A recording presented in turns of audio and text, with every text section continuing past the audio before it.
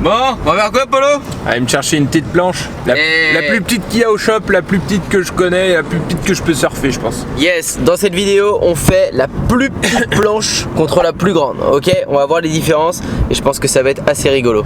Bah, moi, les petites planches, ça va. Mais le pire, je pense, ça va être vraiment quand je vais surfer la grande planche. Ça va être on va essayer de trouver un 10 pieds, un truc comme ça qui va être rigolo. Donc là, on va d'abord chercher une petite planche, donc acheter une petite planche. Ça fait des frais toutes ces histoires de vidéos versus là, mais c'est pour vous qu'on veut ça. Allez, mettez un max de likes, on est parti au shop. On est parti dans le shop des Holy Wheel à Pornichet. Paul, qu'est-ce que t'as trouvé? Alors j'ai trouvé une petite beater, elle fait 54 pouces et c'est une 4-6, 4 pieds 6 pouces.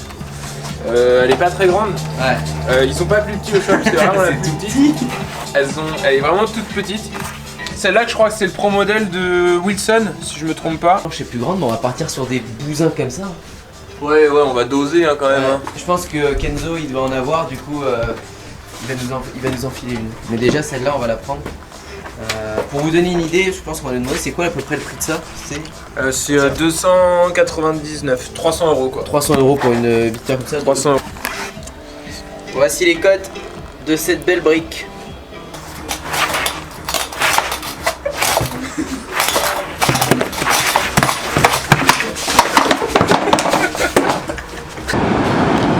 Alors voilà la petite beater, j'ai pris quelques vagues avec, c'est vraiment chaud. C'est pas du tout les mêmes sensations qu'avec une board normale, on est en skim. Et ça tourne de rien, je vais essayer de faire des 3-6 tout à l'heure, ça va être marrant. Allez à toutes.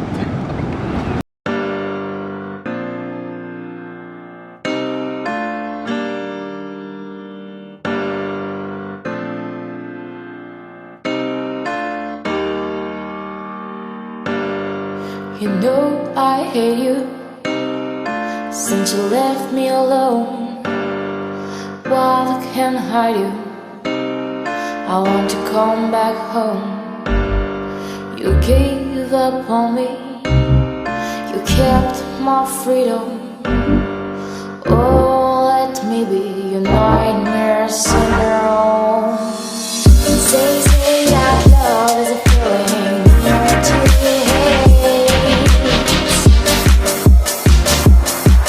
I can't escape.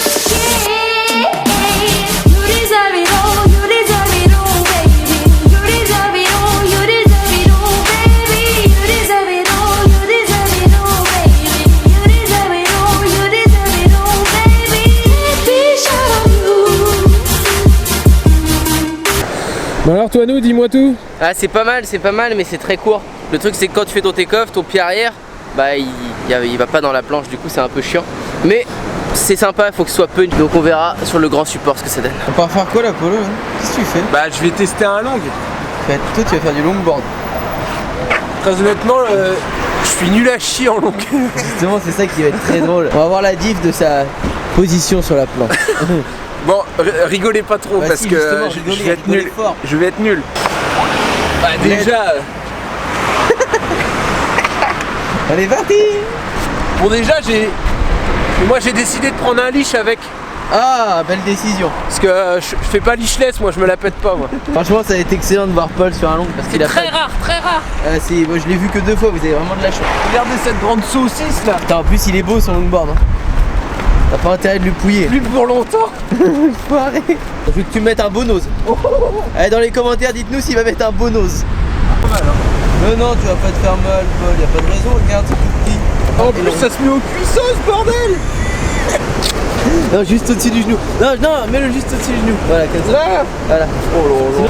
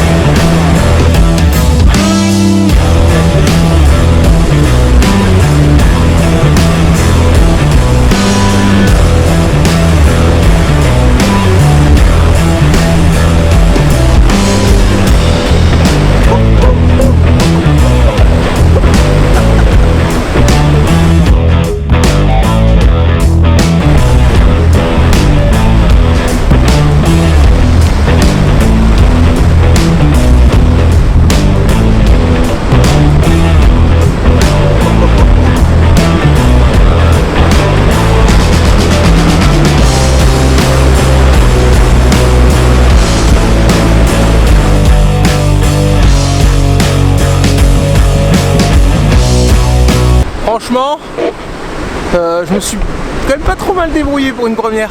Plutôt fier de toi quand même, hein. C'était plutôt pas mal. J'ai réussi à faire un petit poirier, tout ça. Tout ça, c'était sympa. Petite tente, petite tentation tôle, c'est pas mal. Tu nous feras ton petit feedback sur le bord. Allez, allez suite. Ok alors Paul, quel est ton tour par rapport du coup à la beater et par rapport à ce long énorme? Alors déjà sur une beater, bah moi c'est beaucoup plus proche des boards que je surfe, donc personnellement je préfère. Parce que c'est voilà, c'est très manœuvrable, ça va partout, pour aller dans les petits short breaks ça passe partout, enfin c'est génial comme petite planche. C'était en combien la taille? 4-6 4-6 et ou 54 pouces. Et c'est une planche idéale à avoir franchement dans son quiver pour faire le con dans les short breaks, c'est assez sympa, ça peut surfer sans aileron si vous préférez. Et là après on est passé sur le long. Bon très honnêtement je surfe jamais avec un long, vraiment jamais. C'est quand même marrant parce qu'on peut partir sur tout et n'importe quoi. Ça part vraiment sur des toutes petites vagues.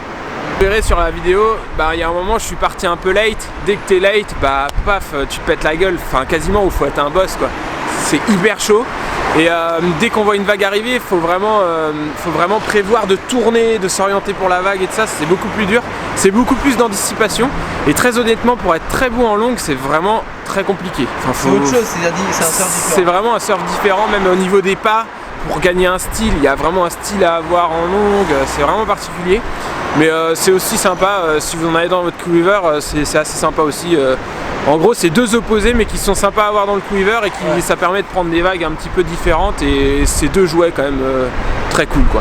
Bon, en tout cas défi relevé, bien joué Paul, on passe à un nouveau défi sur une prochaine vidéo. Et le prochain c'est le père Toinou. Allez, ciao.